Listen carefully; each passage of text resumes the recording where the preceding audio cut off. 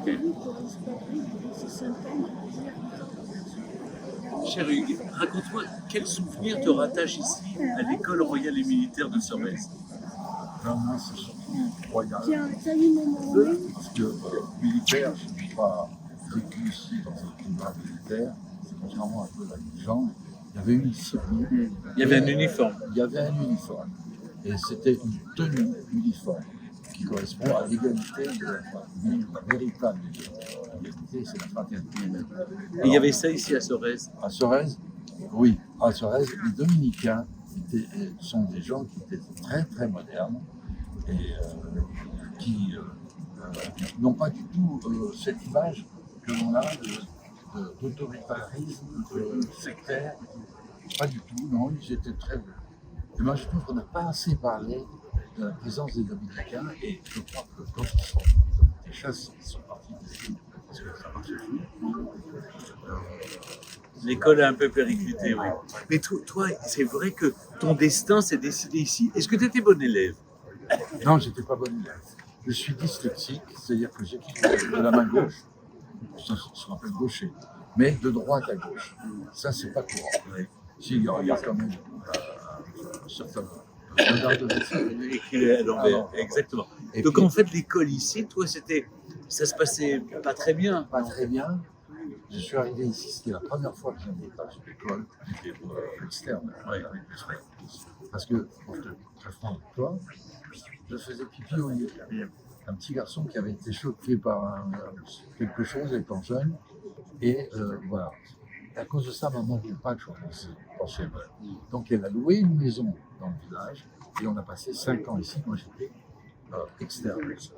Et j'étais très très heureux parce que c'était pas la première fois que j'avais à l'école. Et ici on montait à cheval. J'avais jamais un bon. Je ne savais pas ce que c'était qu'un cheval. J'ai appris à monter à cheval ici. J'ai gagné tous les concours en 5 ans. Et grâce à cette réputation de meilleur cavalier de l'école de Sorèze, je me suis imposé dans le monde scolaire. Parce que, au fond, tu as appris, et tu m'as raconté que c'est ici, sur cette pelouse, que finalement tu as appris la vie. Alors, cette pelouse, il faut dire que les choses changent, mais Oui. il n'existait pas. Cette pelouse, c'était mon frère aîné, Jean-Paul, qui lui a passé son bac à l'âge de 15 ans et demi. Ah oui, il était C'était doué. un génie mathématique. Mathématicien qui a quitté Sorèze rapidement pour faire, il voulait faire Polytechnique. Il n'a pas fait Polytechnique, le problème, c'était pas mal. Voilà. Et ici, c'était la cour de récréation des aînés. Moi, j'étais de l'autre côté, chez les verts. Les verts, c'était petit et les jaunes. Et on avait chacun nos cours différentes et on avait des uniformes avec le col qui était avec une couleur qui indiquait le. Tu as été heureux ici à Sorèze. Oui, j'ai jamais été aussi heureux de ma vie parce que j'avais mes 2 frères avec moi, ma petite sœur qui va venir passer après. J'avais ma maman, j'avais mon cousin et ma cousine. On était loin, on n'entendait pas le bruit de la guerre, on n'avait pas la télévision, on avait de quoi manger. Correctement, parce que c'est la campagne. Et finalement, j'étais très heureux. Et ici, les anciens avaient fait poser une plaque dans la maison où nous avons vécu. Et c'est la maison que j'étais ici. Très heureux parce que j'étais encore insouciant. Vous savez quoi d'être le doyen des anciens élèves des écoles royales militaires de France? D'abord, grâce à ça, je te connais depuis tes débuts. Et toi, tu as parlé de moi,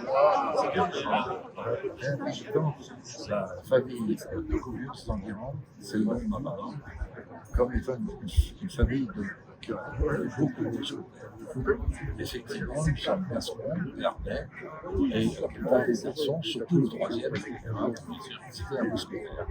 Et donc, en me présentant comme mousquetaire à la télévision, tu vas donner un coup de fouet formidable qui me sert encore. Tu n'avais pas besoin de moi pour réussir. Tu chantais ici quand tu étais à Sorèze déjà? Mais non, je chantais, bien sûr, mais alors la chorale. Oui. Parce que moi, je suis chanteur professionnel par hasard et par nécessité. chouette. Parce qu'un jour, il y a un type qui m'a dit, il m'a vu après mon service militaire, je me baladais avec une guitare sur l'épaule, parce que pendant mon service militaire, j'étais le seul à jouer de la guitare.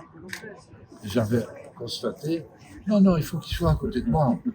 Non, c'est de lui que je parle.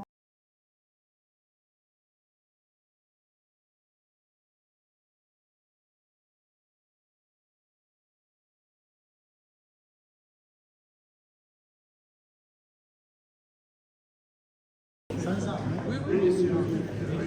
Je vais venir, mais Johanna est folle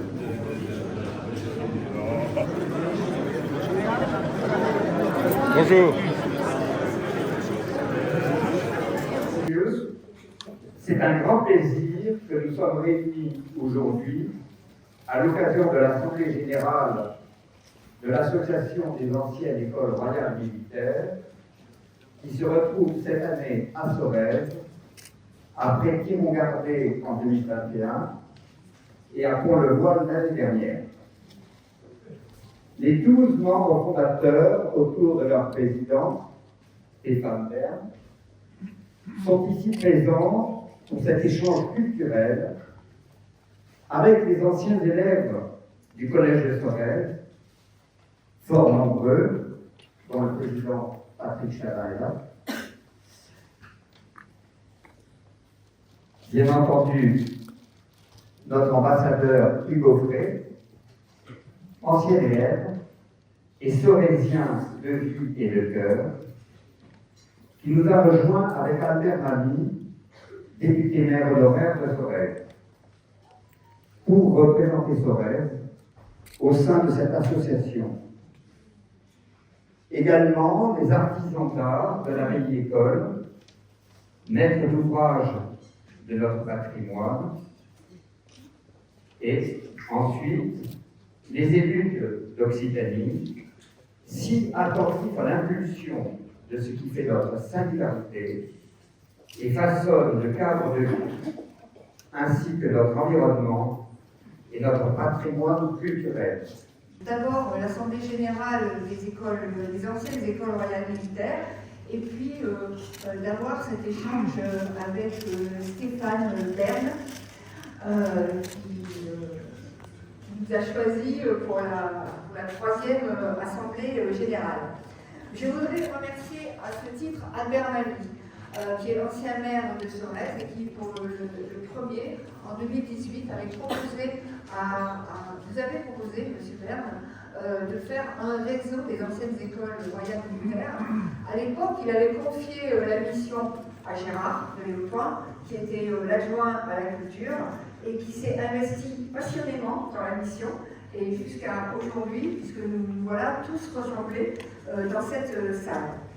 J'adresse également tous mes remerciements aux anciens élèves de l'école qui ont fait le déplacement, pour certains, depuis assez loin, à la demande de leur président Patrick Chabat. C'est le témoignage de leur attachement indéfectible à cette école, mais aussi au village où ils ont passé leur enfance ou leur adolescence. Merci également à Hugo Frey, qui nous fait l'immense honneur d'être présent.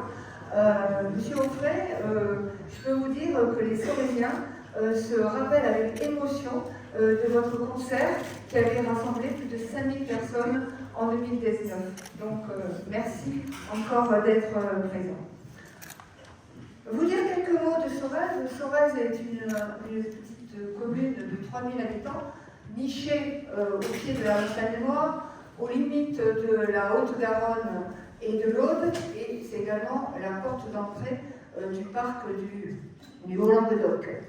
Mais l'histoire de Sorèze est intimement liée à cette vieille école, qui est classée monument historique depuis 2008, devenue école royale militaire sous Louis XVI, et qui a connu une renommée internationale sous la direction du père Lacordaire, ce dominicain que Baudelaire appelait le prêtre romantique. Mais lorsqu'on regarde une carte de Sorèze, on s'aperçoit d'ailleurs que la vieille école y tient une place importante avec ses 6 hectares de parc, c'est 2/3 du bourg. Donc c'est quand même très important. Et le village lui-même, avec ses maisons en corbellement, et puis les vieilles demeures des anciennes familles protestantes, est également un des plus beaux villages du Tarn. Et cela, je pense qu'on le voit aussi, je voudrais en profiter de l'occasion pour le remercier, à notre architecte des bâtiments de France, Patrick Gironnet, qui est présent, parce qu'au quotidien, il nous accompagne, nous communes, quand nous rénovons les espaces publics, et il y a beaucoup de projecteurs sur la protection du patrimoine, et vous en avez fait votre cheval de bataille. L'auto du patrimoine, qui soutient les projets de rénovation les plus méritants, est à ce titre une initiative qui est extrêmement appréciée. Et dans la salle, vous avez plusieurs maires qui sont présents et qui souhaiteront vous remercier de l'aide que vous leur avez apportée. Je sais d'ailleurs que vous avez visité hier soir le beffroi de Revel, mais il y a d'autres monuments que vous avez également soutenus. Donc je voudrais encore vous remercier d'avoir choisi Sorèze pour votre AG. Je voudrais que cela augure de futures relations et échanges au service de notre riche histoire française. Et j'espère que notre ancienne école, notre territoire au sens large, et ses habitants vous auront séduit et vous donneront l'envie d'y revenir et de soutenir nos projets. Je vous remercie. Monsieur le préfet, Madame la directrice du syndicat mixte, Madame la directrice, tous les élus, je vous salue.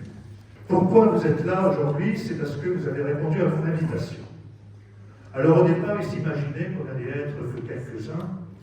Aux surprises, j'avoue que vous êtes formidable. Vous êtes, l'association sorésienne représente dans cette salle à peu près 60 à 65 personnes, dont 45 anciens. Comme je le disais tout à l'heure à l'Assemblée Générale, toutes les générations sont représentées, les générations vivantes, bien entendu, sont représentées, que ça part de 1940-41, puisque le doyen de cette réunion, c'est Hugues, qui aurait pu quand même remettre son âge, quand même. Donc, et vous verrez, si vous voyez les badges, c'est une plaisanterie, mais bon, je trouve que ceux qui se posent des questions, en bas, s'il y a des numéros, c'est pas les numéros d'écrou d'entrée, d'accord? C'est pas l'âge, c'est les années que vous avez passées à Sorèze. C'est-à-dire, par exemple, pour ma personne, 1960-1969. Ça fait quand même pas mal. Bien. Je veux dire aussi une chose, c'est pourquoi vous êtes là aujourd'hui, c'est parce que c'était la volonté de Stéphane Bern de rencontrer des anciens. C'est la plus vieille association de Sorèze. Elle a été, les premiers prémices sont de 1848. Alors, on a fêté les 150 ans de l'association sorésienne en 2013, si je ne me trompe pas. Donc, vous voyez, c'est une association qui existe et qui mérite d'être citée dans les associations de Sorèze. Voilà, merci. C'est à mon tour de parler, c'est ça? C'est à toi. Désolé de... D'abord, j'aimerais vous remercier, Monsieur le Préfet, Madame la Maire, Monsieur le Président de la communauté de communes, Mesdames, chers Claudie, merci de vos mots. Mesdames et Messieurs, en vos noms et qualités, je ne pourrais pas vous citer tous, cher Hugues, merci comme doyen des anciens élèves des écoles royales et militaires. Merci, Monsieur Mamie, grâce à vous, nous sommes là. Vous m'avez contacté en 2018, effectivement, et quand on a créé l'association des anciennes écoles royales et militaires, naturellement, on a pensé à venir à Sorèze. Sorèze, où j'espère revenir. Je ne sais pas pourquoi, on n'a pas encore traité Sorèze dans les villages préférés des Français, mais en tout cas, ça va devenir dans mes villages préférés, parce que je trouve que cette ville est absolument magique, le centre médiéval, les maisons, les rues, et puis cette avenue-école. Juste un mot assez court. D'abord, pour vous remercier de nous accueillir aussi chaleureusement, vous dire que pourquoi on a créé une association des anciennes écoles. D'abord parce qu'on est dans la transmission. Ce qui est important aujourd'hui, c'est de transmettre. C'est de transmettre l'histoire, transmettre le patrimoine. Et vous le montrez très bien, Jacques ici, c'est que transmettre le patrimoine est d'autant plus quelque chose de difficile quand on veut garder simplement ce que c'était autrefois, quand ça n'a plus vocation à le rester. Donc il faut assigner au patrimoine, quand on le restaure, une nouvelle vocation. Et la nouvelle vocation, c'est souvent la culture. On reste dans la transmission. Il y a ici des artisans d'art, et c'est vrai que ce sont eux qui font vivre notre patrimoine. Et donc c'est très important de transmettre des savoir-faire, l'excellence à la française, sont des gestes immuables qu'on perpétue de génération en génération. Donc voilà, le patrimoine ne peut être sauvé que si on lui assigne une nouvelle vocation, si on lui trouve une nouvelle utilité, une deuxième vie, en quelque sorte. Le patrimoine, c'est la vie. C'est pas quelque chose de mort. D'ailleurs, on parle toujours des vieilles pierres. Je refuse de parler de ça. C'est pas du tout les vieilles pierres, c'est des femmes et des hommes qui vivent et qui travaillent derrière, qui les ont bâties, qui les entretiennent, qui les font vivre au quotidien. Donc ça, c'est vraiment ici, à Sorèze, vous êtes vraiment dans cette nouvelle vocation. C'est la raison pour laquelle on va sauver la halle Beffroi de Revel, que je suis allé visiter le plus discrètement possible hier, en appelant le maire dans la nuit, en disant « Je suis passé, bonjour ». C'est trop tard, évidemment, et vous ne pouvez pas mettre son écharpe, on va se voir à minuit. Mais voilà, j'aime bien faire ça. Quand j'ai vu Revel, j'ai dit aux gens qui m'accompagnaient, il faut qu'on aille voir.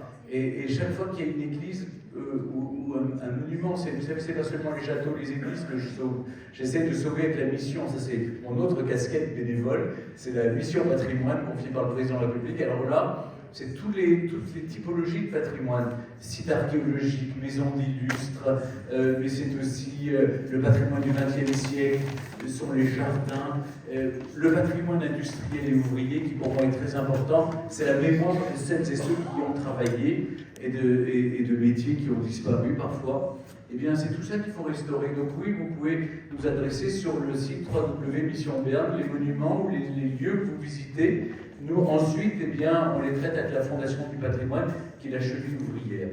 Donc, voilà pourquoi ma présence. Je voulais venir à Sorèze, d'abord parce que j'en avais pris l'engagement auprès de M. Mamie il y a quelques années. Ensuite, parce que l'association a vu le jour, d'abord à Thiron-Gardet. Alors, c'est beaucoup plus modeste qu'ici. On a monté une étape à Pont-le-Voix l'année suivante, qui était vraiment une magnifique école, qui vit toujours grâce à Vincent Lefleuil, qui a toutes ses équipes de professeurs, d'enseignants, de gens. Il y a d'ailleurs des élèves qui sont là, je ne sais pas où ils sont, quelque part dans l'assistance, ils sont là. Et ils sont là, elles sont très sages, très bien élevées. C'est vraiment, je vous assure, tout le monde vous dit bonjour quand vous êtes à Pont-le-Voix. Je ne sais pas si c'est toujours le cas. Je salue les anciens élèves de Sorèze. Vous avez sans doute appris à dire bonjour à toute personne qui passe. Et vous allez dans n'importe quelle école, maintenant plus personne ne vous adresse la parole. Mais là, quand vous allez à Pont-le-Voix, dans les couloirs, bonjour monsieur. Mais c'est merveilleux, c'est vraiment une école, je ne saurais qu'en dire du bien. Et ils ont un petit uniforme tout à fait discret qui permet d'effacer les différences sociales, ce que je trouve tout à fait intéressant. Ça, c'est pour mon petit couplet personnel. Alors, simplement pour vous dire que l'année dernière, c'était Pont-le-Voix, puis alors là, je découvre Sorèze. Je me dis, on va l'année prochaine à Brienne-le-Château, ils ont intérêt vraiment à ce que ce soit encore plus grandiose, parce qu'alors là, franchement, je crois qu'on a atteint la cumée de ce qu'on pouvait faire dans une école royale et militaire. Tout cela, évidemment, c'est une période assez courte de notre histoire, 1776-1793. Ici, ça a perduré jusqu'en 1992, par chance.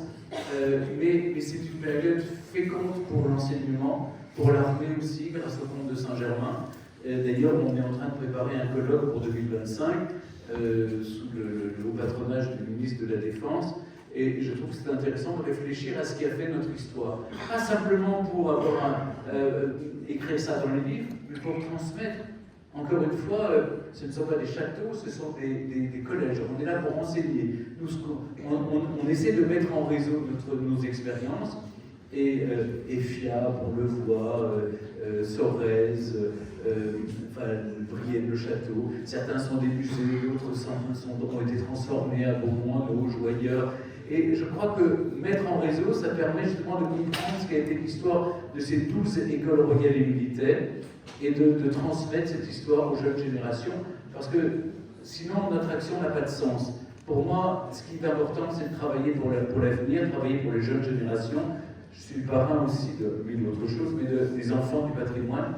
J'essaie de semer la petite graine pour faire en sorte que d'autres prennent la suite. Quand je serai mort et enterré depuis des années, il faudra bien que d'autres prennent le relais. Et en attendant, tant que j'ai encore un peu d'énergie, je m'y emploie, vous comptez sur moi, mais il faut à nous de préparer l'avenir, de préparer ceux qui vont faire vivre ce territoire. Juste un mot, 52% de notre patrimoine est dans des communes de moins de 2000 habitants. Il faut arrêter de penser aux grands monuments qui n'ont pas besoin de nous. C'est le patrimoine rural qui a vraiment besoin de notre aide. Ensuite, le patrimoine, c'est quoi? Ce sont nos racines, notre histoire, notre identité. C'est aussi un vecteur de cohésion sociale, de relations entre les générations. Tout le monde se retrouve autour d'un lieu. Le lieu fait du lien. Et enfin, dernière chose, ça impacte directement l'économie des territoires. Sans ce patrimoine qu'on visite, sans ce patrimoine, il n'y aurait pas des hôtels qui vont ouvrir, j'espère, c'est 4 étoiles avec un chef, parce que vous avez de très bonne cuisine, de très bonne gastronomie ici dans le Tarn. Il ne faudrait pas oublier. Donc cet hôtel, j'espère qu'il y aura un grand chef étoilé qui viendra régaler les gens. Donc vous voyez, ça impacte directement l'économie des territoires. Et c'est ça. Arrêtons de penser que le patrimoine, c'est un coût, c'est un investissement. Arrêtons de penser que c'est un luxe, c'est une nécessité. Ça fait vivre 150 000 artisans d'art dans le pays. Ça fait vivre 500 000 emplois directement impactés. C'est autant que l'automobile. On nous rebat les oreilles en permanence de l'économie automobile, mais alors l'économie culturelle du patrimoine, personne n'en parle jamais. Je suis là pour le faire.